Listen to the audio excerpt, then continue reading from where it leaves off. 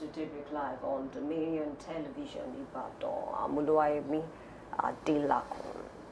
And I'm Oluwapo Ido. Thank you for joining us this beautiful Monday morning. Right. Calls for better welfare for members of the Nigerian Armed Forces are generating reactions after a former defense spokesman suggested that soldiers should earn at least 250,000 naira monthly. The proposal has reignited conversations about the welfare of military personnel and whether improved salaries can boost morale and strengthen national security. That is our Daybreak gist this morning. And in a short while, we also bring you today's newspaper headlines featuring the stories making the biggest impact across the country. And later on the program, our big story focuses on the politics of endorsement. Do political blessings still influence voters? As preparations for the 2027 elections continue, we examine whether endorsement from political leaders still shape voter decisions. And joining us for that discussion is Honorable Molaja Olai, APC stalwart. Before we leave you this morning, we'll recap today's major stories and conversations. Definitely. Welcome to Daybreak Live this morning. A beautiful morning to you. Yeah, to you. And Happy New Week. Yeah. And then I don't know why we are even starting with this kind of story on a Monday morning, but I think, it's worth it, really, because we've been on this discussion for a while now, talking about the welfare of soldiers. And then when I read through the paragraphs, I saw that initially they were paying 49,000 to these people, and then I really cannot place it, and then later it was increased to 100,000, and now a former officer, who is retired now, Mr. Enechi, is calling for an increase in that amount, and then he's calling for 250,000 naira. And then I really need to applaud him in a way, but then we just need to speak to fact and just be realistic this morning, because if you look at that 250,000 naira, it really cannot do so much, but then it's better than 100,000 naira. And then if there's one thing I know, these people, they deserve better, because they risk their lives every minute, not even every day. When they are sleeping, they are risking their lives, for every case, for every abduction, and they need to be, in that particular area, they are risking their lives. So I think they deserve better. And I remember there was a time that some officers came out, to say that they pay for their own kits, they pay for their boots, they pay for their uniforms. And I think this body, they came out to defend it, to say, no, they came out to debunk it, to say that's not true. These people do not pay for their uniforms, they do not pay for their boots and things like that. But then we've seen multiple officers come out to say this, that they are paying for this, they are paying for that. And there's even this popular one that they call Soldier Boy. I think recently he's moved into fashion, he now runs a fashion house, because, he said he's tired of the old job. He's really not interested in, in becoming a soldier. And so we just need to talk about these issues, about their welfare. Recently, two popular actors in Nigeria, they went to the United States, and then they became a soldier in the United States. And I'm wondering, how come they were not interested in joining the Nigerian army? Why is it that they had to go to the United States to join the army? And then the reasons are not far-fetched. We can see the reasons. Apparently, it's because of the welfare of these people. Another case that happened recently associated with this man called Justice Crack, on social media, who was released a few weeks back. Speaking about the kind of food that these soldiers eat. It's a problem, because for a man or a woman that is a soldier, any 250,000 naira cannot really do much. Now imagine what 100,000 naira is doing for these people.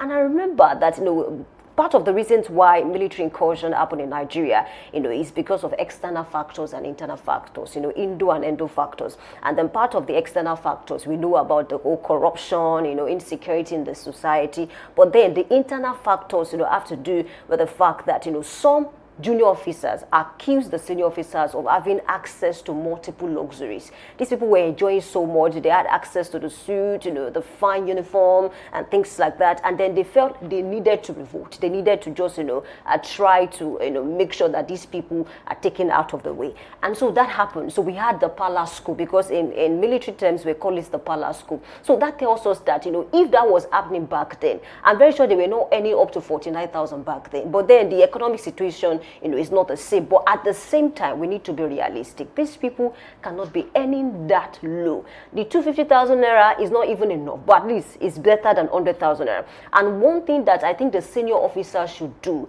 is to always find a way to, agitate. I mean, just speak for your people, speak for your team members. Look for ways by which, you can improve the quality of their lives. Because at the end of the day, if they are okay, it means you are okay. Because they do more.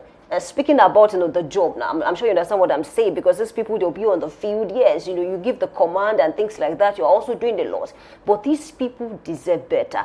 And then for every case, for every abduction case, for every kidnapping case, soldiers die, and then we give the family members money. But then it doesn't matter the amount of money we give to their family members. Can it bring them back to life?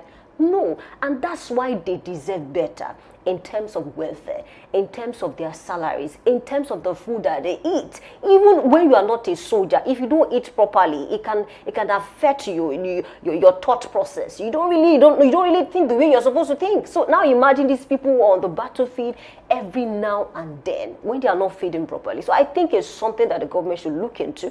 And then even beyond the government now, the people at the end of affairs, they need to say more in terms of agitating for those people, really. Yeah, I think I will call to the chase very quickly. And one thing I would like to start with is to first say that this is not bad, this is a development, like I would say.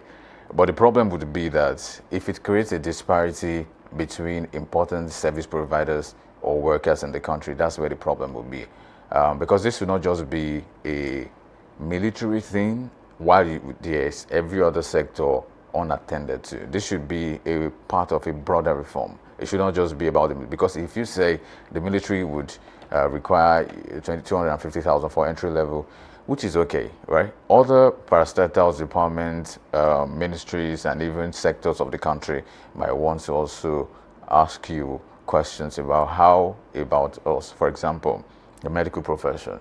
There's going to be that everybody will now start tendering a case to say, we're also doing equally important jobs in the country and we ought to earn more. And that's a valid point. But, I think it should be part of a broader reform. It should be something that does not create excessive disparities between the public service and servants across the country, like the police officers. Like we've talked about the police officers, and oftentimes we've talked about why there's corruption in that particular sect, and it's because of how less they receive. We can trace it to many things, but majorly, if you earn well, you will be so confident to speak to an average Nigerian without fear, without intimidation. You know that your problems financially are solved, and so you don't have to oppress somebody, you don't have to extort somebody, you don't have to collect the 20 nairas, the 15 nairas, and the 100 nairas, and now 200 naira maybe. You don't have to stay by the road and collect one. You speak to them like an average citizen, and in terms of like your salary, your take home, it's not even as much as what you get in terms of the benefit attached to it, like your housing and all of the ones that reuse out this money. But again, I think it's going to be a wonderful thing if we look at the reform. One, the reason is we have a security situation at hand that requires help. And two, besides the security situation, we need to encourage more police officers, more security agencies and members to really start and do their work. We need to even, this will encourage them to want to work, want to come into the security apparatus to say, I want to do my bit for the country, because you know that whatever you're doing, you're still getting something, maybe not commensurate with your effort, but something quite tangible that you can take home to your family. Some would say an average take home of a soldier cannot even take him home. It's a conversation, and it's so true that they don't earn that much. If it's 49,000 naira for an entry-level military man, and then later to 100,000 naira, that's an improvement. But we think it should be a continuous one in the sense of the current situation in the country, the hardship, the economic situation in the country requires that there be a look into over this situation. So that's one of the points I'm making. But if you look at other countries across Africa, South Africa, for example, earns nothing less than 700,000 naira, equivalent to Nigerian naira. And if you have to look at it, so why is that disparity that large? It's just simple. It's simple because if we are really serious about security in the country, if we are really serious about upgrading the lives and the standard of living of these people who are in the public service, then we need to pay them more. Anybody that gets more should be able to, so you'll be able to even tell them that to whom much is given, then much is expected. So you'll be able to say, you're supposed to man this post. You're not supposed to ask people for money. So everybody knows what they should do and what they shouldn't do. So I'm cutting to the chase to say it's a wonderful development, but it should not just be about the military. It should be about every important public servant, public sector. And I think that's one of the moves that can help the country move forward. Yeah, I think you have a very good point. And then just to conclude on this matter, I believe that if there can be improvement in their welfare, it's going to help us reduce insecurity.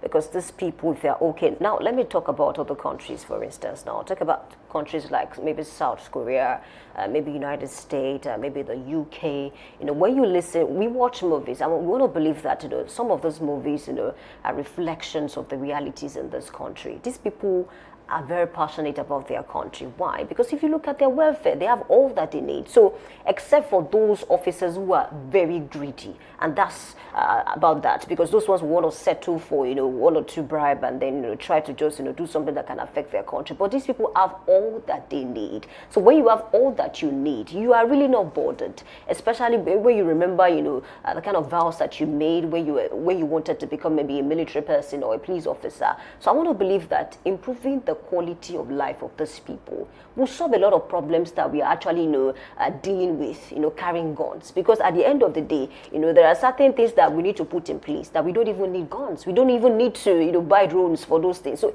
if we can ensure that these people are okay, like I mentioned, you know, part of the internal factors that led to the power squeeze, because these people felt they are gas, were enjoying more, and they were living a good life, while the junior ones, you know, we're not living, you know, a very good life like that. So if you can improve the welfare of these people, of course, the guys will enjoy more. But let the junior officers also have a good life. And then with that, we can see improvement without even stressing ourselves, you know, really.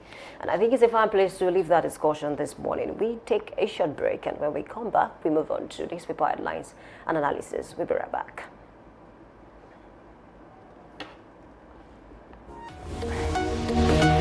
Live from the heart of the action. Welcome to the nerve center of Next Level Broadcasting.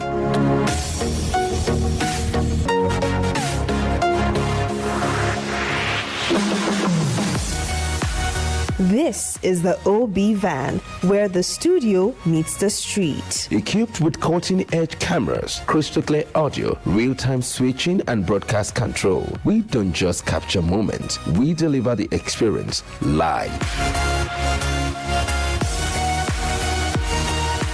Anywhere, anytime, from stadiums to red carpets, breaking news to buzzing festivals, weddings, birthdays, and all sorts of ceremonies. We bring the world to your screen in real time. It's not just a van, it's a complete mobile production house, a command center, a broadcast beast. This is more than a broadcast. This is the OB van difference.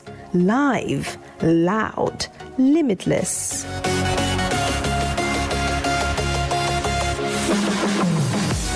Ready to go live? Like never before. Book the OB van today and take your event to the world. One powerful broadcast at a time.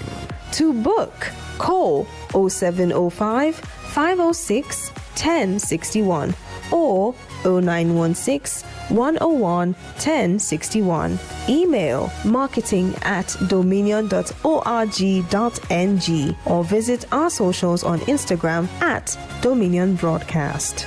Dominion Broadcast, your channel of choice.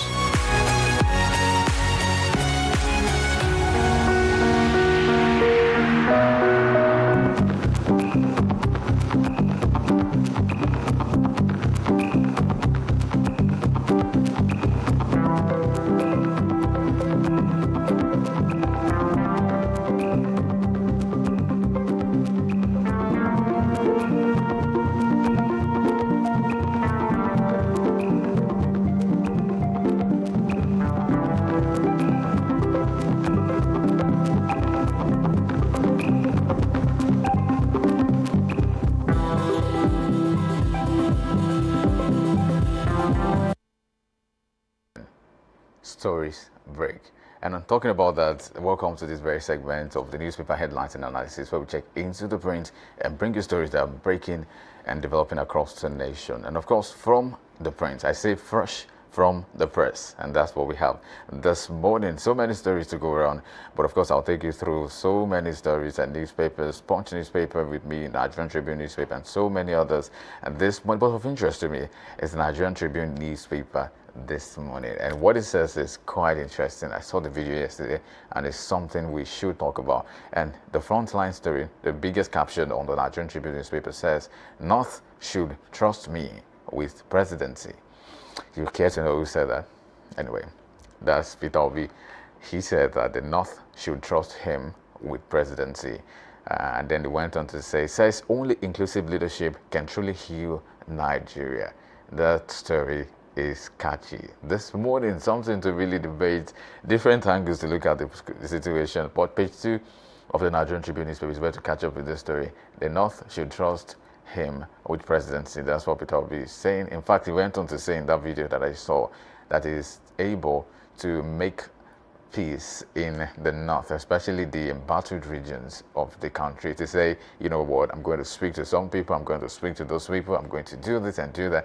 But some would say talk is cheap, but that's not the situation. Sometimes, how do you know if talk is cheap? If people cannot walk their talk. It's maybe when you give them the opportunity to also be in positions of authority. But that does not suggest anything. It's just that, just like he said, we hope this will be a thing. This will be as true as he has said it, that the North should trust him with presidency, and that it meant that he will try to resolve the issues in the country. But some would say that you mean or you decide that you are going to speak to these people. What if the insurgent groups are not ready to speak with you?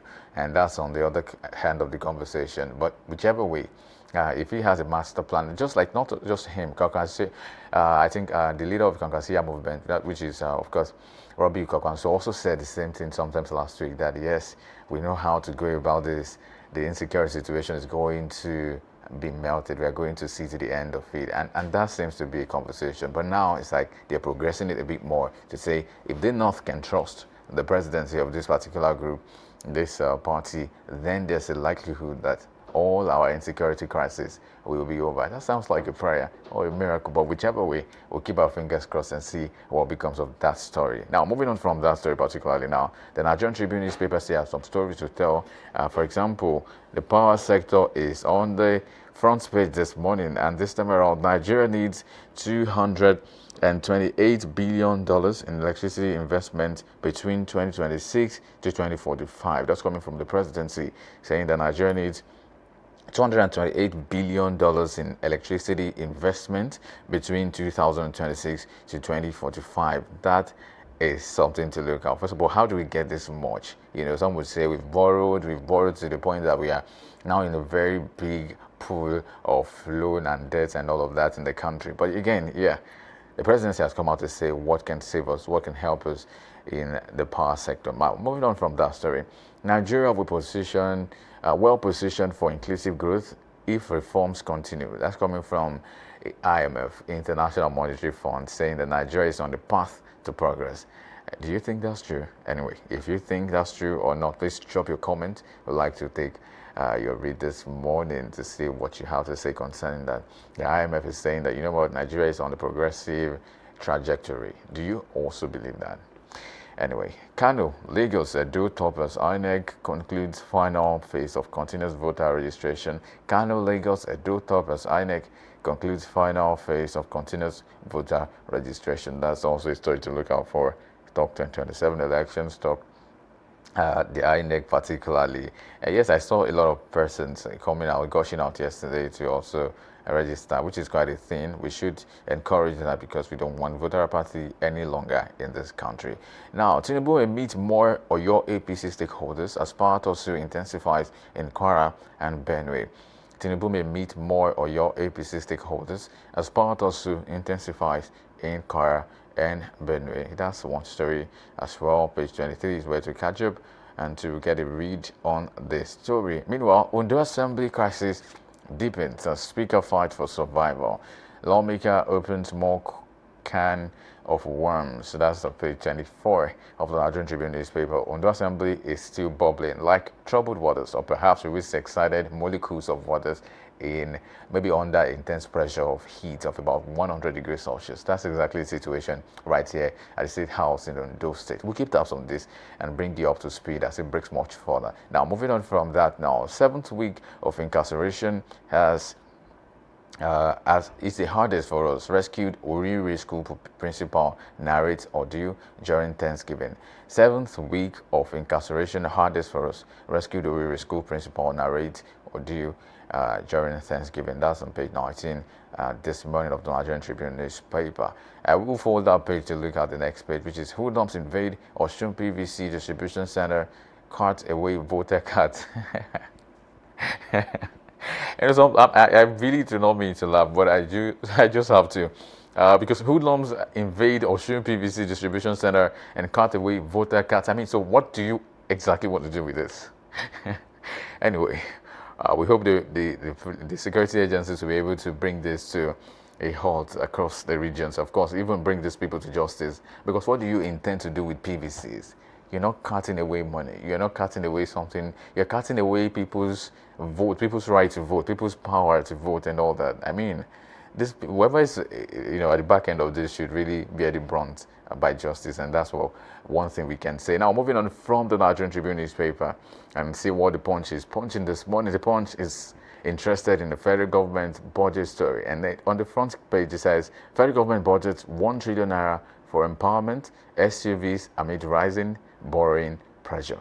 That is on the front page. The biggest caption, particularly on the Punch newspaper, federal government budgets 1 trillion naira for empowerment, SUVs. The SUVs is the one in quote. If you say SUVs, why SUVs anyway? Amid rising borrowing pressure. That story you should look out for this morning. Allocation exceeds combined budget of 7 key federal ministries. Only 70 of 2,579 empowerment projects have identified locations. That's according to Tracker. And economists question spending priorities, demand accountability. That's all about that. The federal government budgeting 1 trillion naira for empowerment, SUVs amid rising borrowing pressure. Where do we go from here? I think the conversation has always been, and the question has always been, about what do we use the money we borrow for, and a lot of that. But then it seems like there's SUV in the question. But again, unfortunately, that's how much we would take this morning on the newspaper headlines and analysis. And we'll move over to the next segment of the program, which is the big story. But I'll be shortly after this break. Stay with us.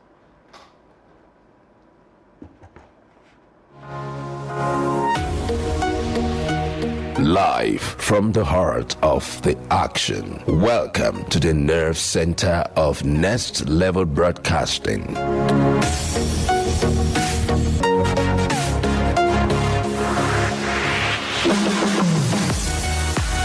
This is the OB van, where the studio meets the street. Equipped with cutting-edge cameras, crystal clear audio, real-time switching, and broadcast control, we don't just capture moments, we deliver the experience live. Anywhere, anytime, from stadiums to red carpets, breaking news to buzzing festivals, weddings, birthdays, and all sorts of ceremonies. We bring the world to your screen in real time. It's not just a van, it's a complete mobile production house, a command center, a broadcast beast. This is more than a broadcast. This is the OB van difference. Live, loud, limitless.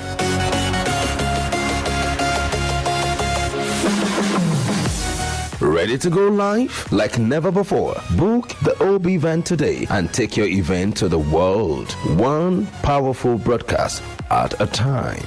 To book, call 0705 506 1061 or 0916 101 1061. Email marketing@dominion.org.ng or visit our socials on Instagram @Dominion Broadcast.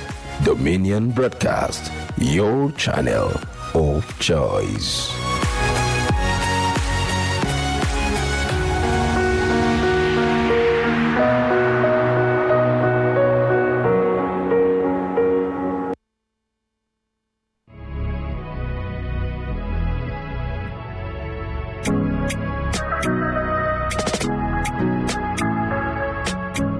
Need a professional space to bring your vision to life? Dominion Television Studios offers state-of-the-art facilities perfect for your next broadcast, commercial, corporate video, or live event.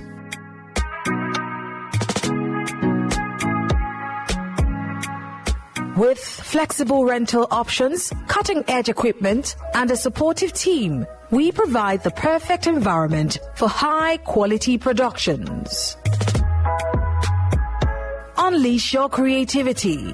For bookings, email us at marketing@dominion.org.ng. Call us on 0705 506 1061 or 0916 101 1061. Check us out on Instagram, Facebook, LinkedIn, and TikTok at Dominion Broadcast and on X at Dominioncast.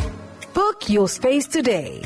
Dominion Television, your channel of choice.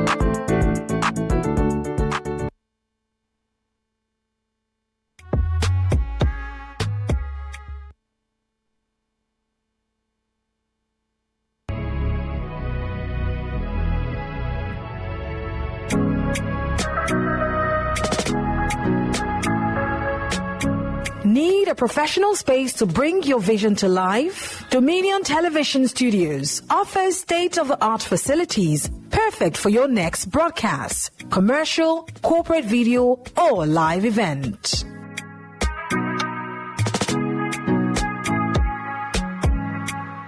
With flexible rental options, cutting-edge equipment, and a supportive team, we provide the perfect environment for high-quality productions. Unleash your creativity. For bookings, email us at marketing@dominion.org.ng. Call us on 0705 506 1061 or 0916 101 1061. Check us out on Instagram, Facebook, LinkedIn, and TikTok at Dominion Broadcast and on X at Dominioncast. Book your space today. Dominion Television, your channel of choice.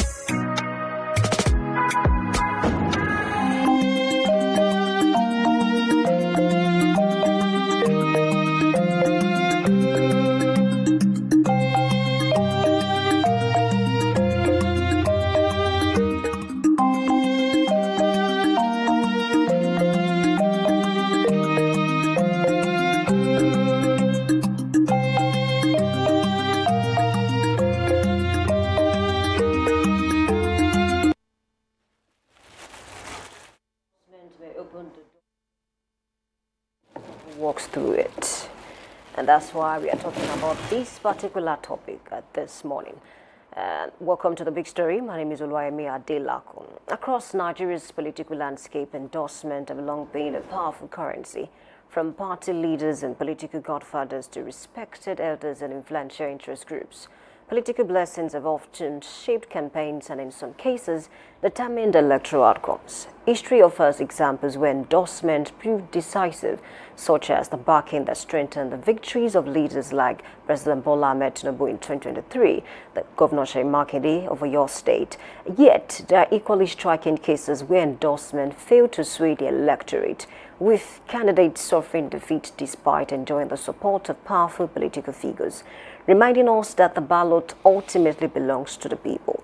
As political alignment intensified of future elections, one question remains. Do endorsements still carry the weight they once did? Or are Nigerian voters becoming increasingly independent in making electoral choices? And joining me to examine this is Honorable Molajo Lai, a chieftain of the All Progressives Congress, APC. Honorable, welcome this morning. Good morning to you, Yemi. Thanks for having me here today. And the presidency, and he has always at his back as well, and most of the time. The same thing happened to when you are talking about President Trump now. If you fight with Trump, that means you are going to meet your doom politically. When you are talking about in a Republican. But Obama supported a female candidate in the last election, and she lost. Yeah. But that is where you are going to see when you are talking about race. Then you are talking about color. You are talking about race. You are talking about even probably because she's women as well. And you have not seen any woman being president of the United States of America. And mind you, when he was endorsed by Obama and other stalwarts of the party, he clicked the party ticket. That is first thing before you go to general election. But that is what we are now saying. When you are being endorsed in your party, like you said, it might not carry the weight when it's going to come to general election. But many times it does the magic, depending. When you are talking about endorsement, it might be community, it can be in the state, it can be in the local government. Because for that, the particular person you want, his endorsement must carry with whether state, whether political, whether local government or whether state. See, Kwankwaso, when he endorses people, you know how much at this present moment, that person is always having some voters' sympathy. And those who are Kwankwasia are going to follow that person. So it depends on who endorses you. So what about the candidate that is being endorsed now? Because you mentioned that there was no, we have not seen any female, president of the United States. So beyond the popularity of Obama, someone as popular as Obama is influenced still, is candidate lost. So are you saying that, beyond the endorsement, the candidate is also a huge factor? Exactly. You cannot cut away the candidate themselves. We have seen in the past when President Bola Ahmed Tinubu, before he became president, when he endorsed people in Lagos State, that people always win at most of the time, and sometimes he loses in some rare cases as well. We have seen when one of the former candidates, one of the store member of APC then was refused to be given a ticket in Mushi local government, and he went to Unpopular Party and won election. But it is always the influence of those who endorse you always carry weight, because when the voters loves you, they are going to be able to vote for you. But sometimes it doesn't work all the time. And that's a very good point, and that's how I'll bring you down to your state. Now let's talk about the governorship election now. The current governor endorsed, Mr. Adekombi, and then some of his supporters are saying, we love you, but we really do not support this candidate. While others are saying, we love you and we are going to follow whosoever you have chosen for us. And there are other people who don't even support the governor at all, and they are saying no to the candidate. So now, can you tell us about what we should expect, or what the indigenous should expect about the governorship elections? Because there are people who are saying we love the governor, but we do not support the candidate. But we have others who are saying we love the governor and we are going to support the candidate. When you are not talking about PDP, I will not say I didn't know what is going on in our state, but because I'm not in that particular party anyway. So, but one thing about PDP and Shey Makinde, it doesn't call many people into the party. When we have not even know how many people are the card carrying member of PDP or APM that they are now supporting. But when things like that happen, we have not seen a lot of people that come outside. When you are talking about those people who are very popular, who are well known, that they say they don't like Adekombi, they might be saying it underneath. I've had some people who say it underneath, but at the end of the day, they are never challenge Governor Shey Makinde openly to say that they don't endorse that particular candidate. Unlike APC, who says what they want all the time. If anybody talk about endorsement, they are going to say, nobody endorses you, you are the one that is endorsing yourself. What about the candidate of APC, Mr. Senator Sharafaddin Ali? You know, there is a lot of hue and cry that is going on in APC right now, and it's not leading to anybody. Quick question: was he endorsed by President Bola Ahmed Tinubu? I don't know. I don't know because I've not seen President Bola Ahmed Tinubu came out publicly to say he endorsed a particular person. But until we see, and like you said, people have the right to vote for who they wanted, and who they wanted must be able to prove themselves as well. If you see in the time past, President Bola Ahmed Tinubu always bringing a gem or a diamond from probably a gutter or somewhere. If you know that you are very popular, that is how he always trying to bring people out. He made sure he did your past. I knew your capability when you are talking about politics before he can be able to bring you out and say he endorses you, because he himself doesn't want a institution that is not going to be, is going to lose. We saw what happened when you are talking about endorsements in the time past in Edo State, when President Bola Ahmed Tinubu endorsed someone and they said here is not Lagos, and we have seen late what's it called Aketi in Ondo State. The very first time he contested as a governor in Ondo State, they said they don't want any godfatherism, and they didn't support him, and he lost. He lost woefully. And the next is a governorship ambition. When he contested again, he doesn't call Ahmed Bola Tinubu to come and endorse him again, because he knew probably because it backfired the first time, and he refused to let him endorse him at the second time, and he won election. That for you to know that people carried weight a lot. So it tells you that beyond the choice of the governor in your state, the voters will still determine. The voter, you know, and I will tell you, anywhere in Nigeria, it is Oyo State, particularly Ibadan, that start all these opposition. You are, I mean, when you're talking about the first local government, the council we have, you are talking about the late sage Adekoki Adelabu Penkelemes, the first Penkelemes. He was always in opposition, and he is always winning election. He doesn't flow with the popularity of anybody, because he knew he's popular in his territory, and he's always. But can we compare the terrain back then to what we have now? It doesn't change. Can the candidate win an election without any endorsement? You see, I will tell you, an experience I had in United Kingdom when the mayor of London, the first mayor of London, was Ken Livingstone, and he was in Labour Party. But mind you, the Labour people, the Labour hierarchy doesn't like Ken Livingstone because of his campaign, because they believe in him. He's very popular, and you know what he did, and they refused to give him the ticket. They influenced that when they are doing the delegate vote, they make sure that they didn't give him the ticket. They expelled him, and he left Labour Party. He went for independent, and he won landslide. For you to know when you are popular, it might take time for people to be able to recognize it. You have to warm their heart, and you have to prove to them. When you can be able to prove to them, forget people are going to be able to vote for you. But then, if you listen to some supporters of Sheyi Makinde, especially members of the PDP APM, they are so confident that they are winning this election, based on the power of incumbency and the power of the current governor now. Do you agree with that? Do you see a sense? I don't believe in power of incumbency, because people always know who they are going to vote for. But with the current situation we have in APC, that is why you see people like Adekabi can be boasting that a lot of people from APC are going to vote for him, because he knew he decamped to APC, PDP last probably 5 months ago, less than 5 months ago, and he might still have supporters in APC. Is that what you're saying? That is what he said. Oh. That he granted an interview. Not quite long ago, and he said he's the one that he has control in APC.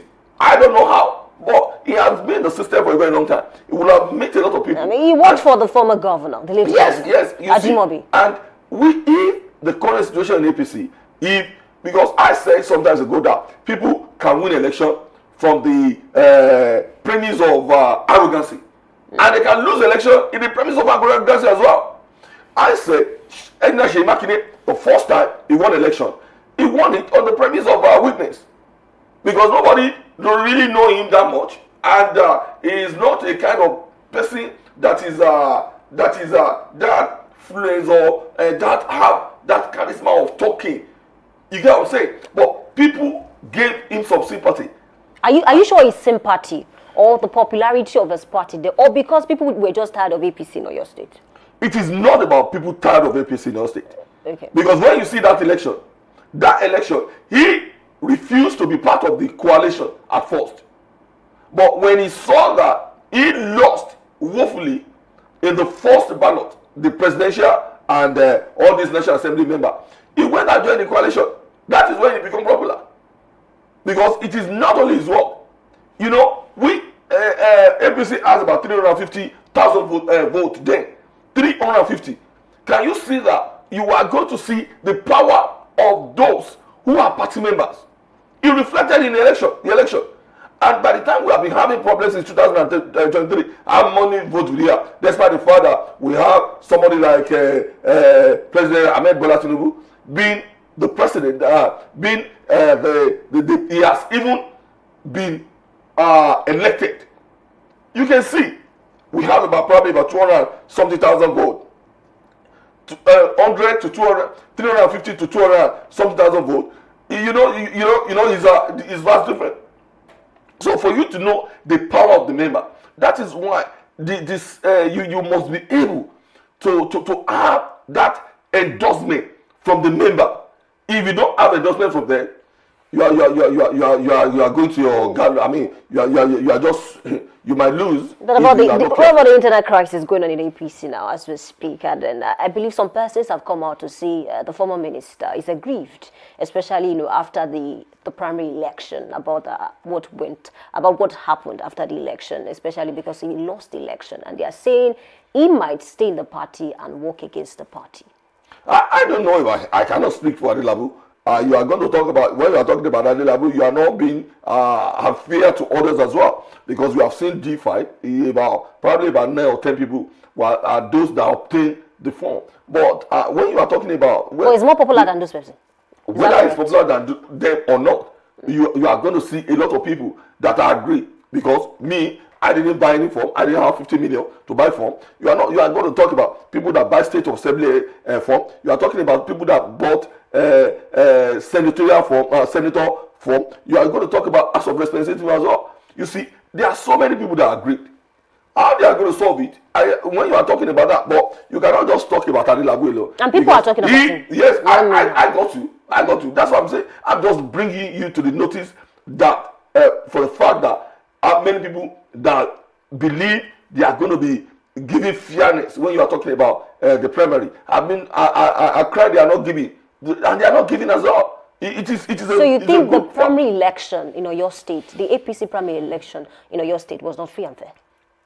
How can you tell me it's free and fair? It's not. It's not. I keep telling people that others don't have. It is not only APC that doesn't have primary election.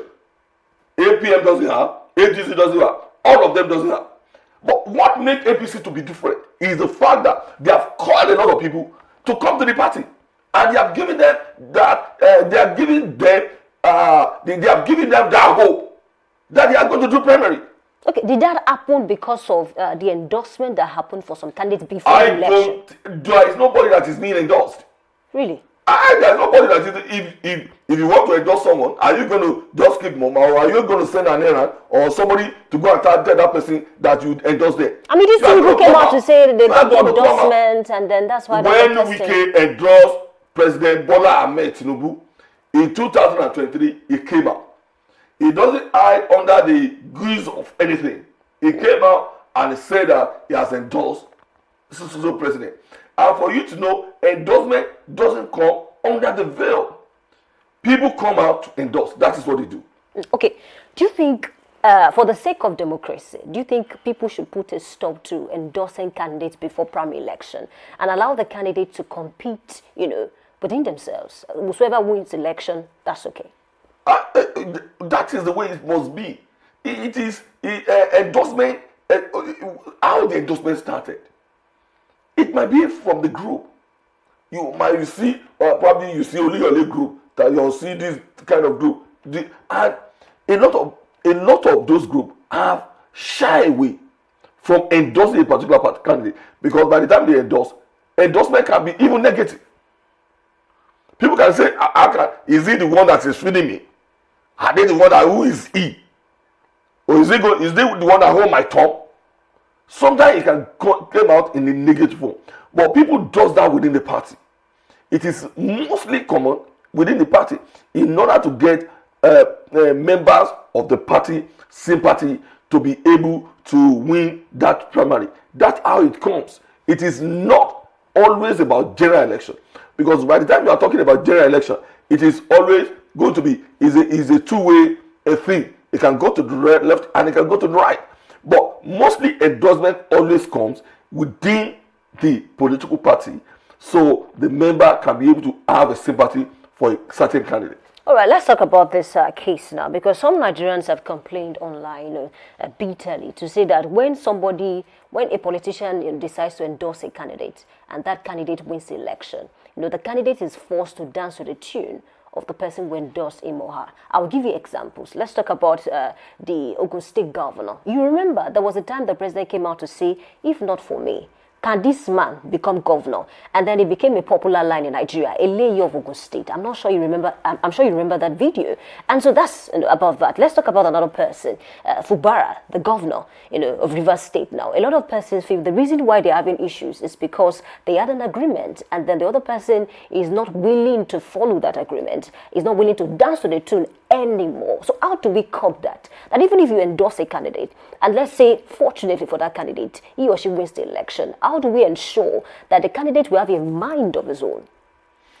It is not always easy for someone who ride a horse under the back of a particular godfather to be able to operate on his own. It's always difficult.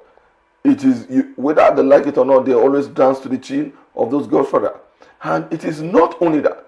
It might even be through financial support as well. Because in a place like United States of America, if you see somebody that backs you, because when you are talking about election, it's always involved large sum of money.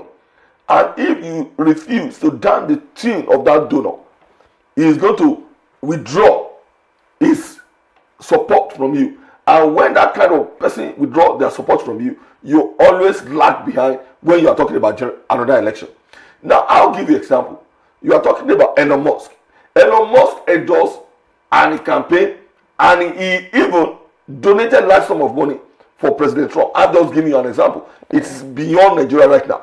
And by the time he took over, a lot of contracts were given to Elon Musk. But the relationship back there is not what it is now. Whether it is or not, because we know is that we call Trump, crazy Trump, but at the end of the day, he had a lot of influence. He has been given some contract because he is spelling things out the way because of the power of the money he has. He was challenging Trump, and he challenged Trump for a very long time before are we sure the relationship has even broken? It's in the public space. He has said, they were not what they used to be.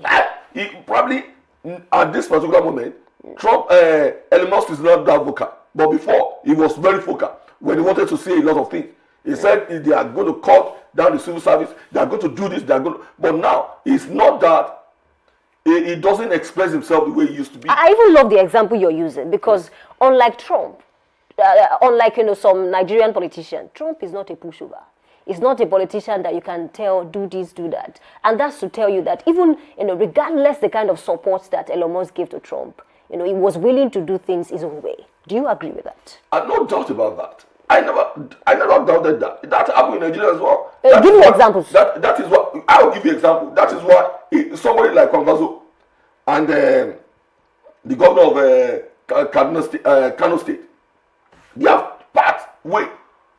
So many godfathers. Have you like Fubara and Wike? They parted way. Is Fubara not paying for that? And I am telling you as well. When you are talking about Saraki, the four Saraki, and Mudashir, they part way. Don't have that political power. They don't have a lot of influence in the party. That is why they lost. And they will go to another party. And when they go go to another party, they are going to give them free ticket. That's what they do. But and when you fall out with your godfather, know that there is always going to be consequence.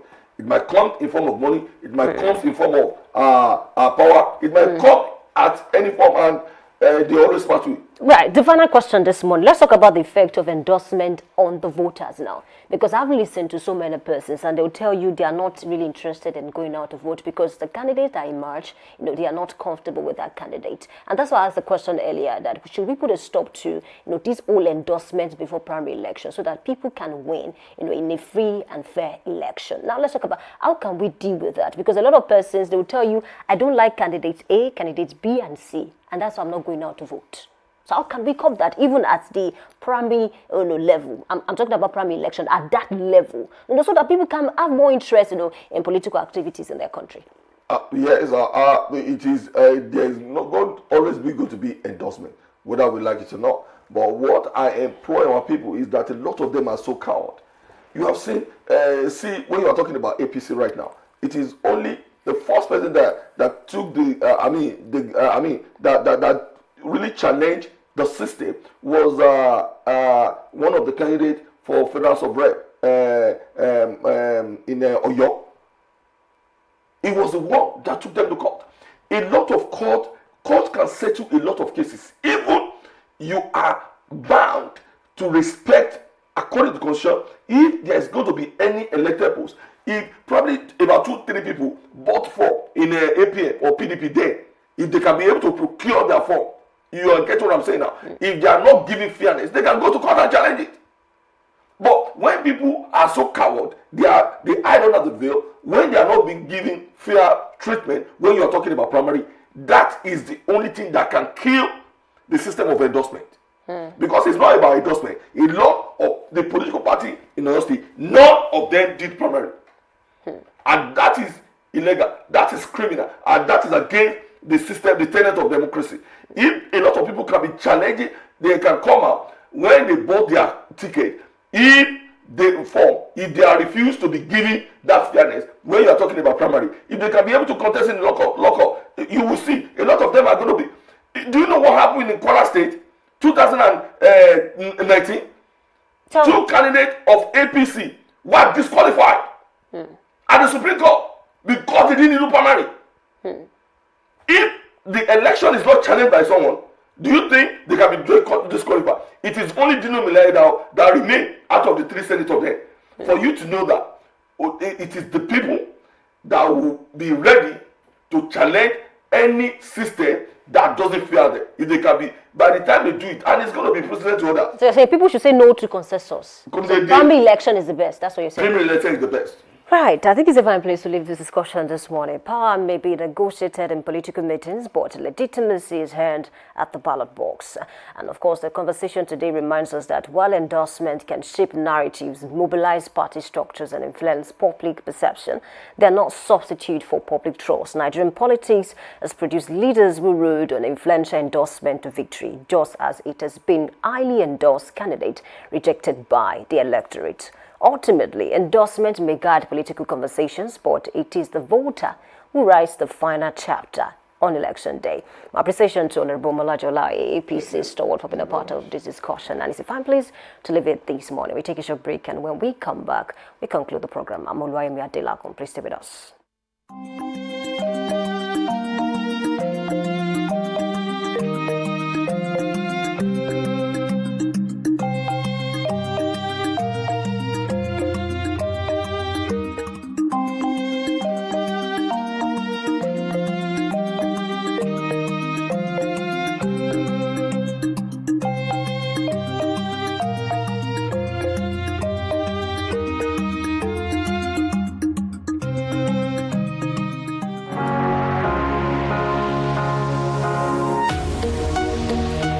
Live from the heart of the action. Welcome to the nerve center of Next Level Broadcasting.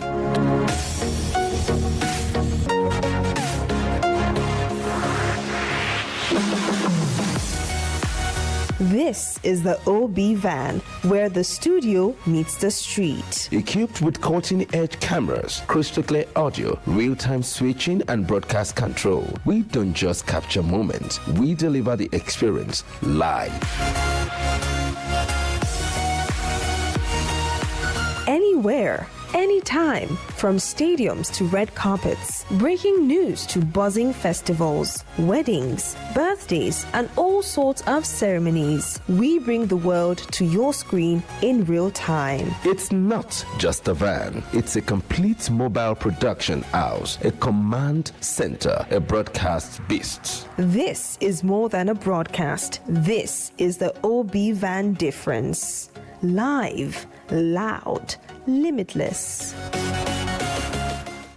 Welcome you back. Thank you for staying with us this morning. It's a fine place to leave the discussion this one. According to the guest, he said people should go back to primary election and we should put a stop to consensus and, of course, endorsing candidates before the primary election. My name is Oluwayemi Adelako, and before I go, remember that your vote is your power. Bye for now. And my name is Arnold Akpo Ido saying thank you for joining us and bye for now.